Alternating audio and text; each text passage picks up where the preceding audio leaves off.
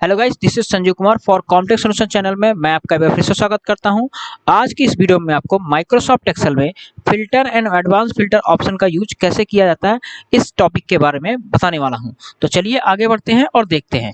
सबसे पहले सेशन 6 है और ये सेशन 6 का पार्ट 2 है। इससे पहले मैंने सेशन 6 का पार्ट 1 आपको बता चुके हैं, आप जाके उसको वॉच कर लीजिएगा। अब यहाँ पे लिखा है क्वेश्चन क्या है? Question number 5, create the given table in the new seat and rename it's filter. यानी मुझे क्या करना है, एक नया सीट लेना है और उसका नाम रखना है फिल्टर। ठीक, और उसमें क्या करना है, ये टेबल मुझे क्रिएट करना है। ये जो भी स्ट्रक्चर मैंने लिखा है ये सब आपको बनाना है, इसी तरीके से टेबल आप बना लीजिएगा।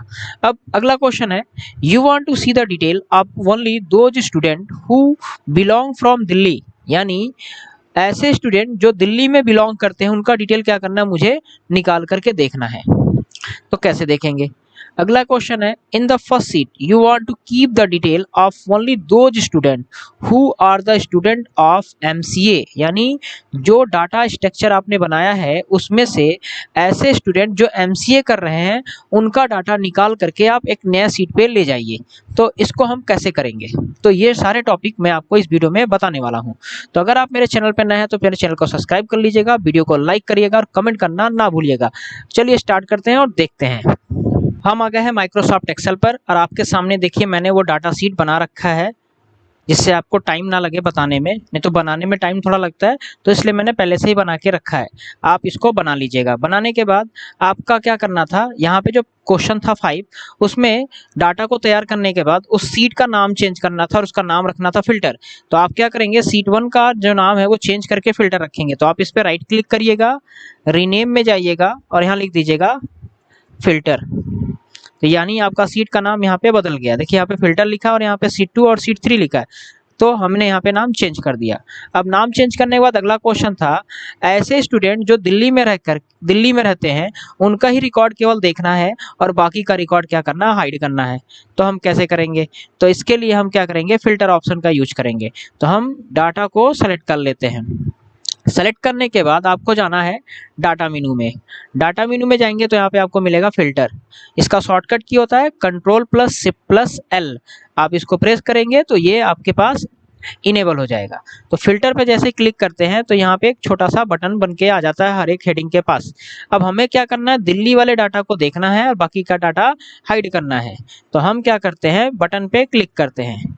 क्लिक करने के बाद यहाँ पे लिखा होगा सेलेक्ट ऑल दिल्ली गोरखपुर लखनऊ, यानी जो भी हमारे पास होगा वो सारे नाम यहाँ पे डिस्प्ले होंगे। तो हम सेलेक्ट ऑल पर से टिक हटा देते हैं, तो सभी पर से देखिए टिक रिमूव हो गया है। अब जिसको देखना है केवल उसको टिक कर दीजिए और ओके कर दीजिए।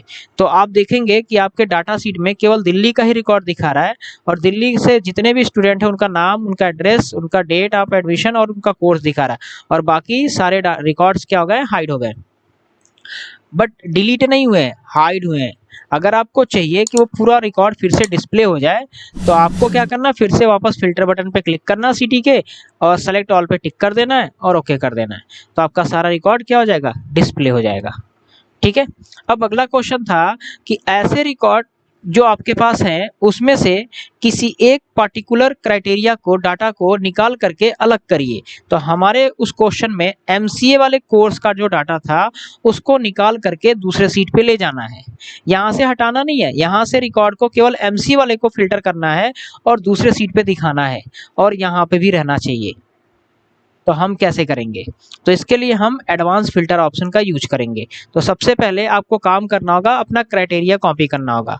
तो हम पहले कोर्स को कॉपी कर लेते हैं और सीट 2 पे जाके थोड़ा सा सेट की साइज बड़ा करने के बाद यहाँ पे पेस्ट कर देते हैं। ठीक है। पेस्ट करने के बाद फिर से वापस फिल्टर सीट में जाएंगे और जिस रिकॉर्ड को अलग करना है उसको कॉपी कर लेंगे और वापस सीट 2 पे जाके कोर्स के जस्ट नीचे हम पेस्ट कर देंगे। ठीक है। अब इतना काम करने के बाद आपको चल जाना है डाटा पे। डाटा पे जाने के बाद एडवांस में जाना है। एडवांस में जैसे जाएंगे तो आपके पास एक बॉक्स आएगा जिसमें पूछेगा लिस्ट रेंज। तो आप लिस्ट रेंज में क्या करना, क्लिक करना और फिल्टर वाले सीट पे चले जाना और स्टूडेंट कोड से लेके ये पूरा का पूरा सीट सेलेक्ट कर लेना। उसके बाद आप चले जाना क्राइटेरिया रेंज पे। क्राइटेरिया रेंज पे जाने के बाद इन दोनों हेडिंग को सेलेक्ट कर लेना जो आपने कॉपी किया था। ठीक है, कॉपी किया था। उसके बाद यहाँ पे देखिए क्लिक कर रहे हैं तो क्लिक नहीं हो रहा है, तो इसके लिए हम क्या करेंगे, कॉपी टू अदर लोकेशन वाले बटन पे क्लिक कर देंगे तो ये हमारा लॉक खुल जाएगा। और जब आप यहाँ पे क्लिक करेंगे तो आपका कर्सर ब्लिंक करना स्टार्ट कर देगा। अब आपको क्या करना है, एक कोई सेल एड्रेस सेलेक्ट करना है। सेलेक्ट करने के बाद आपको ओके करना है। जैसे ओके करेंगे तो आप देखेंगे एमसीए वाले स्टूडेंट का रिकॉर्ड अलग हो गया और बाकी रिकॉर्ड आपका क्या हो गया, उसी सीट पे विजुअल है। देख रहे हैं ना आप, केवल एमसीए वाले रिकॉर्ड का डाटा आपको दिख रहा है, बाकी का रिकॉर्ड आपका यहीं पे है। ऐसा नहीं कि वो डिलीट हो गया, यहाँ पे भी है। और यहाँ पे क्या आया है, उन स्टूडेंट का रिकॉर्ड आया है जो केवल एमसीए कर रहे थे।